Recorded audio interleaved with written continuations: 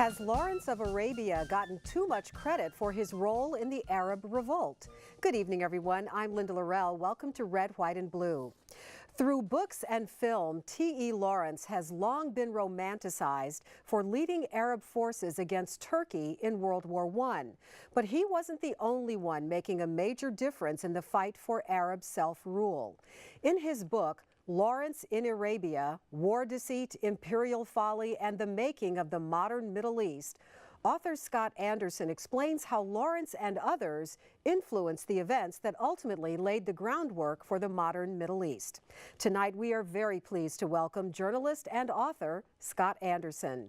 And as always, leading our discussion, our hosts, David Jones and Gary Polland. Well, Scott, I want to welcome you to the show and say that your book is absolutely fascinating and relevant to today. Well, thank you. Both David and I know enjoyed it immensely. or old Turks. Or in your case, an old turkey. Okay. The first question I wanted to ask you was one of the things I found really fascinating, because I know the history of Lawrence of Arabia, and to be honest, I'm reading the introduction, and in my mind, I'm playing Maurice Jouret's theme from Lawrence of Arabia, who was really, of course, in that movie was the great Peter O'Toole. But you talked about fascinating young people from other countries. Right. You had Lawrence from England, you had Kurt Prüfer from Germany, you had Yates and McGovern from the United States, and you had Aaron Aronson, who was a Jewish leader. Right. All relatively young, most of them in their 20s. Right. Fascinating time, and they were all basically trying to do the same thing, but for their own special interest groups they were working for. That's Fair? right. Yeah, and when I contemplated writing this book about, the first conundrum I faced was how do you write about Lawrence in a new way? There have been 80 biographies done on him, and I went back to the core riddle about Lawrence, which essentially is, how did he do it? How did a 28-year-old Oxford scholar, 5'3", without a single day of military training, how did that guy go off and become a battlefield commander for an Arab rebel army? And I realized that part of the answer, of course, part of the answer is a touch of genius, but part of the answer is that no one was paying much attention. This was in the midst of World War I. Certainly for the British, most of their blood and treasure was being expended on the Western Front. So if this eccentric British scholar could go off and cause problems for the Turks, go to it. So he had very little in the way of adult supervision. And when I realized that about Lawrence, I thought, well, if it was true about the British, who were by far the biggest imperial players in the region, then it must have been true about the other powers. And so that's how I went about going and finding these other characters. Which of course makes your book unique. So you put it in the context that it wasn't just Lawrence. That's there were right. other fascinating characters.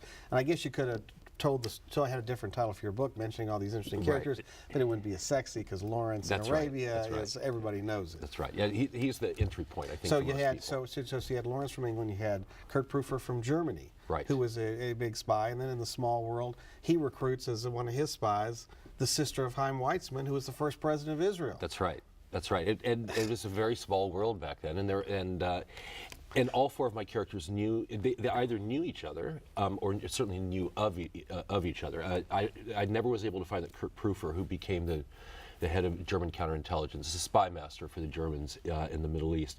He certainly knew of Lawrence, but I was never able to find that they'd actually met. But certainly Lawrence met everybody else. And when did you develop this scholarly interest in the Middle East? Well, I've been a foreign correspondent, for a magazine journalist for about 25 years, and mostly covering war. And so if you cover war in the modern age, you invariably spend a lot of time in the Middle East. And what I discovered is whenever I'd had a detailed conversation with somebody, it didn't matter their sectarian or political background, invariably people in that region, they trace the roots of their current problems back to the peace that was imposed on them at the end of World War I. So it was always in the back of my mind that because I'm not a historian by background, but I always thought, I really should go back and understand this part of history of the region that I keep ending up writing about. And so I thought it'd be a great time to get off the streets for a little while and work on this book. When you think about it, the British, who you say had a great deal to as far as fashioning the peace in 1918. Right. They were the primary actor in the region during World War I. and they were described as having fashioning the great loot. So it's kind of interesting to think about the British going in to Iraq with us with that history. Right. Right. And it's kind of come full circle, and I think what you're now seeing with the Arab Spring, I probably wouldn't have even thought of this even a year ago, but I think it's very apparent what's happening now in the Middle East, is that what you're seeing is a final disintegration of those artificial borders that were imposed 100 years ago. So if we go back to the time after World War I, when they decided the borders, what countries did exist at that point that were real? Well, Greater Egypt, Syria. I guess Egypt? Egypt, of course, and Egypt goes back 4,000 years. Right. The Arabian Peninsula was a number of small or relatively small kingdoms, sheikdoms. As far as a nation, there was Greater Syria, which today would be Syria, Jordan, Israel, Lebanon. And that was run by France. Well, it was run by the Ottomans. First. And then it was taken over after the end of the war by the French. And then Mesopotamia, which was very loose, but essentially 3 different regions. And so what you're seeing today in Iraq is essentially a reversion to those divisions that existed prior to the British creating the nation of Iraq. Which is artificial. So I guess the problems that we still have in Iraq today is probably because it shouldn't be one nation. Well, that's yeah. A lot of people are making that argument, and similarly with Libya. Libya today is essentially 3 countries, and it exactly matches the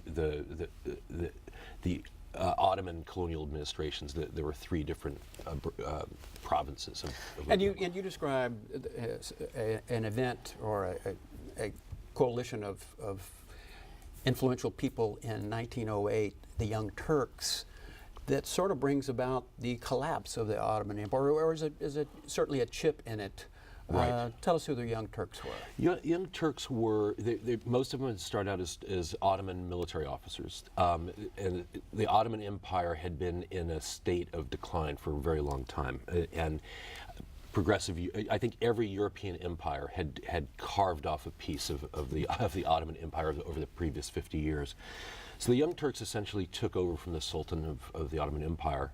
And they were progressives. They wanted to liberate women and slavery. There was still slavery throughout the Arabian Peninsula, and essentially joined the technological world of Europe. They definitely saw themselves as more Europeans.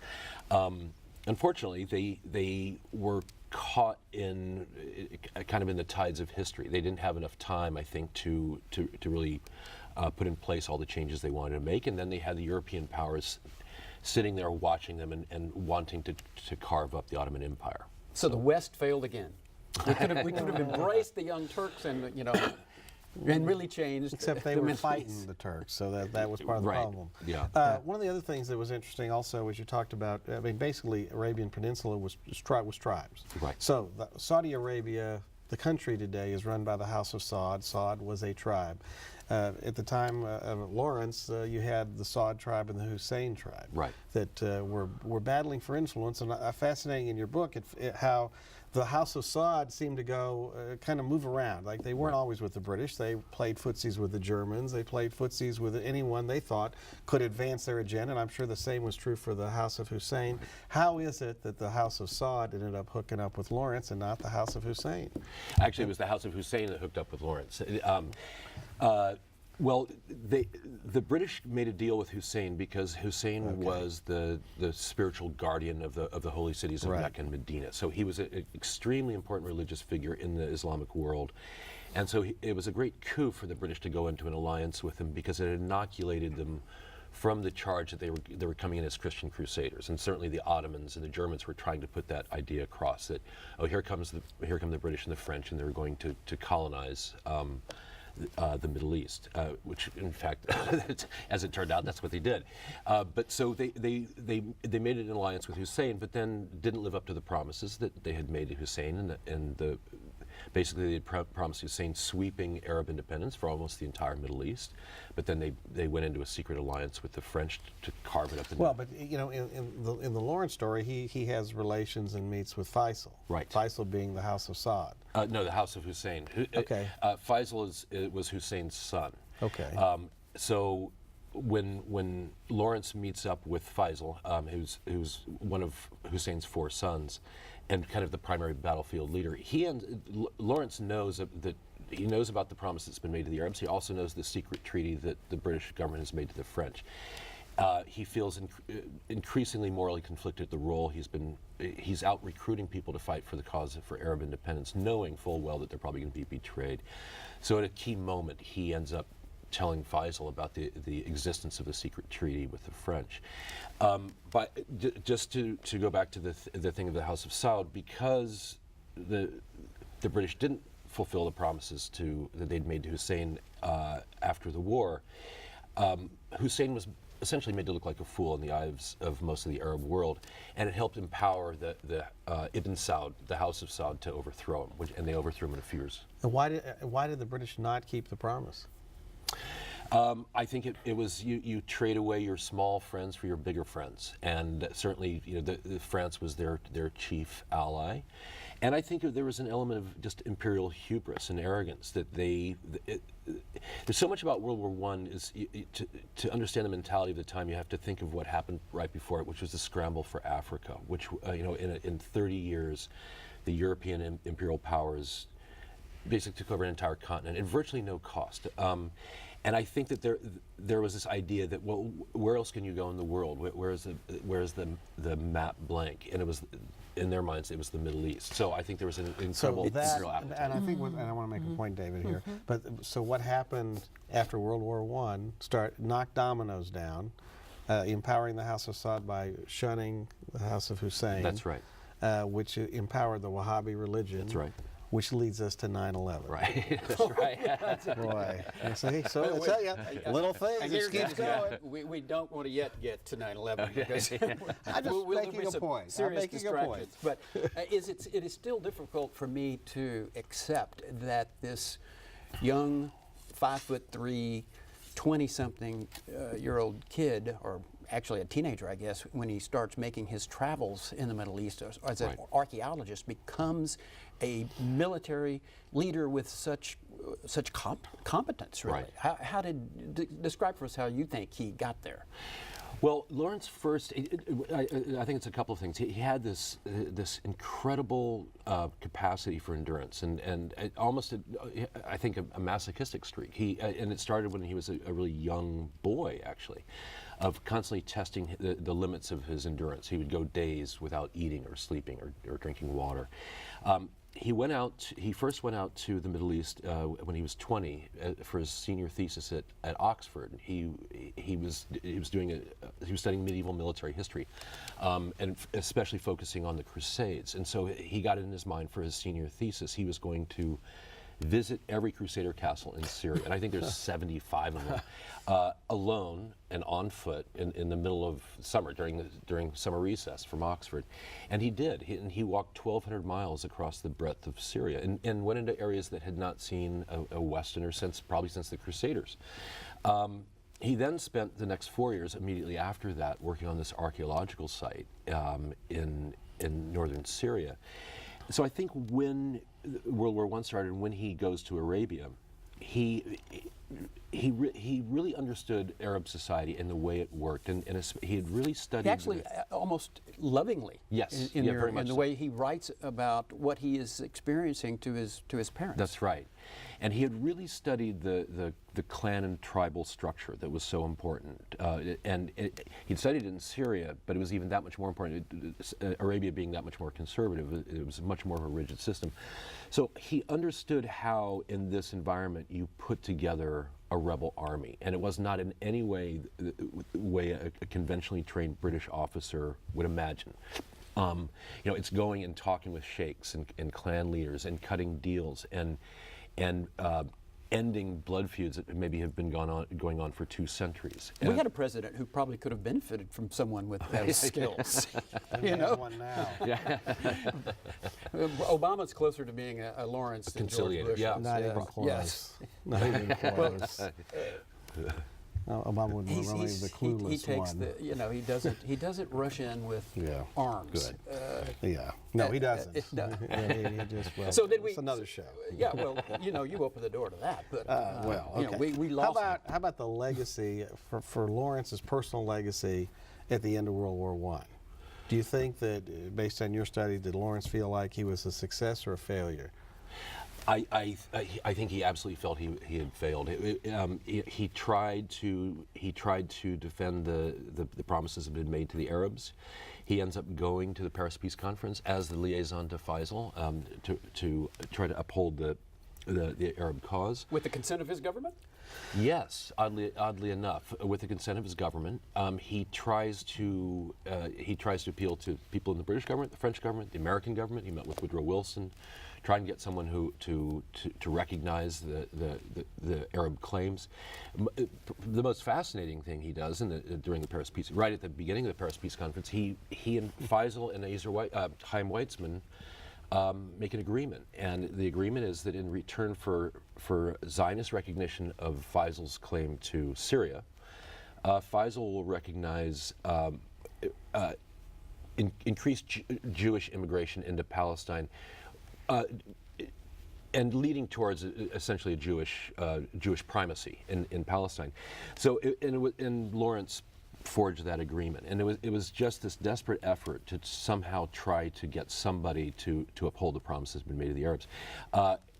Finally, the British government starts to see Lawrence as the enemy within, because he just will not let this idea go, and they and the French want to just carve up the place and get on with things. So he's effectively banned from the Paris Peace Conference, banned from having any contact with Faisal. And so the deal goes through. And just as Lawrence had predicted, within about 6 months, there was rebellion all the way from Algeria to Iraq. The entire region was in flames. We haven't talked about oil yet, and one of your main characters in the book was a representative of that industry. Yale and McGovern. Yale and McGovern. From the United States. Interestingly, the competition to find and explore oil, you say, might have been triggered by Winston Churchill, who converted the British Navy from coal to oil. Right. That's right. Yeah, well, what was happening just before World War I was just the combustion engine was just increasing around the world exponentially. I mean, demand for oil was going up 200% a year. So, and there was a scramble all around the world to have the next big find. And the interesting thing with Yale, he went out with Standard Oil of New York, and by all the geological surveys that had been done of the region, where they thought that they'd already discovered oil in Basra in southern Iraq, but nowhere on the Arabian Peninsula, but where all the geological surveys told them that they're likely to find the next big oil strike was in the Dead Sea, in Israel. And so that is the area that Standard Oil really concentrated on. And so Yale oversaw these Standard Oil's concessions in Palestine, and it covered most of Palestine. And because the Americans didn't come into World War I until 1917, Yale actually stayed in Jerusalem, which was controlled by the Turks, until 1917 to watch over the oil concessions. And then once the Americans came into the war, he flipped over and became the first American intelligence agent in the Middle East, reporting to the State Department. Back to Lawrence. And to Standard Oil, too? And he was still on the payroll of Standard Oil. I want you to some things don't change much. I want you to finish the answer that we denied you to complete in that transition that Lawrence made from this respecter of Arab cultures to actually leading. He had to have had some help from their end in order to become a military leader. Yeah, well, he was the key liaison because the Arab rebel army was being armed by the British out of Egypt, and they were being funded. They were not just fighting as volunteers. I mean, they were soldiers getting payroll. So Lawrence was the key liaison between the two, and so along with whatever fighting abilities or leadership abilities he naturally had, he was also holding the purse strings. certainly the British military in Cairo were very pleased. He was turning the Arab rebel army into an effective fighting force in a way that had just not been the case before. So part of his importance is the fact that he was just the key liaison between the two. When was it discovered by the British government that he had leaked this private treaty with or private deal with the French? Yeah. I wouldn't have thought that would have pleased his. No, it's fascinating. I mean, essentially, it's an act of treason. I mean, it doesn't get much more treasonous than to divulge a secret treaty to a third party at a time of war. I mean, how about walking away from your unit? That would be considered that too. Well, current affairs. But the interesting thing with the British is that I think he was actually shielded from this act, and he did a couple of acts that you would certainly consider treasonous. I think there was something still within the British Army at the time, and I think it was unique among the warring factions, that a gentleman's word was his bond. And even among the military leadership, the British military leadership, that even if they didn't particularly like the Arabs or think they deserved independence, it had been promised to them. So, and I think there was an awful lot of people in the British hierarchy who felt this whole thing was really beneath their dignity. In the deep study, obviously, you gave to this era and in the future, what were the implications of the betrayal of the promises made by France and Britain to the Arab? Well, it's funny. I've spent so much time in that part of the world, and looking at it today, I think one of the residues of what happened is that you have a culture that has gone a culture of resentment that has lasted now for almost a century, and it's funny. I started noticing this pattern because I've interviewed rebels and freedom fighters, whatever you want to call them, all around the world. And any other part of the world where I've talked to a rebel and said, what are you fighting for? They can give me an answer of what they're fighting for. It may be utterly absurd, but they can articulate what they're fighting for. In the Middle East, people tend to say what they're fighting against. And it might seem a semantic difference, but I don't think it is. And I think what you've seen in the Arab Spring is that you're fighting against Mubarak, you're fighting against Gaddafi, but there's very little thought given to what takes its place. And I do think that this is partly rooted in this culture of resentment and this feeling of betrayal that goes back. Do you also think that because the imperial powers basically then ran the Middle East, that it retarded development of nation states? Yes, I think absolutely, and what imperial powers always do is they always play one ethnic group or one religious group over against another, and which may have been the origins of besides the Bible, of the battles between Arabs and Israelis. Right.